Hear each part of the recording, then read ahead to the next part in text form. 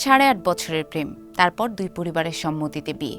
কিন্তু বিয়ের বয়স মাত্র 6 মাস পেরোতেই এক রাতে ডাইনিং টেবিলে খাবারের বাটিটা সামনে নামিয়ে রেখে স্বামী বললেন, আমি এই সংসারে সুখী নই।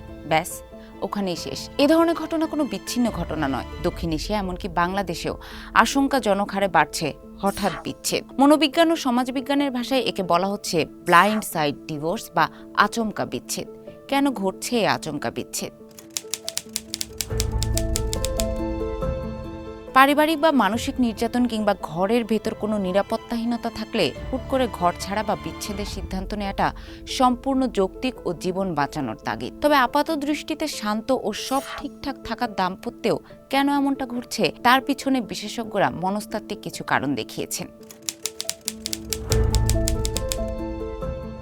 মানুষের ব্যক্তিত্বের ধরন এখানে বড় ভূমিকা রাখে। যাদের মধ্যে গভীর আবেগ বা বন্ধনে আটকে যাওয়ার ভয় থাকে, তারা সম্পর্কে কোনো সমস্যা তৈরি হলে তা নিয়ে সঙ্গীর সাথে খোলামেলা আলোচনা করতে পারে না। এরা ভেতরে ভেতরে অসন্তুষ্ট হলেও মুখে সব ঠিক আছে এমন ভান করে চলে এবং একসময় আচমকা সম্পর্ক ছিন্ন করার মতো চরম সিদ্ধান্ত নিয়ে বসে।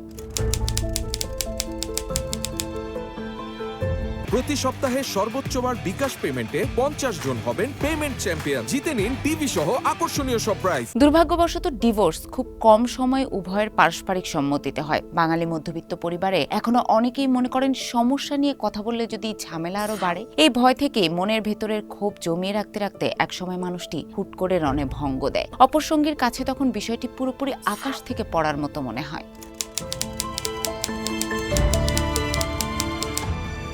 ফেসবুক, ইনস্টাগ্রাম কিংবা বিভিন্ন ডেটিং বা ম্যাট্রিমোনিয়াল সাইটের যুগে মানুষের সামনে অজস্র অপশন বা বিকল্প থাকে। একে বলা হয় চয়েস প্যারালাইসিস। যখন মানুষের মনে হয় এর চেয়েও ভালো কাউকে আমি পেতে পারতাম, তখন বর্তমান সম্পর্কের প্রতি যত্ন বা দায়বদ্ধতা কমে যায়।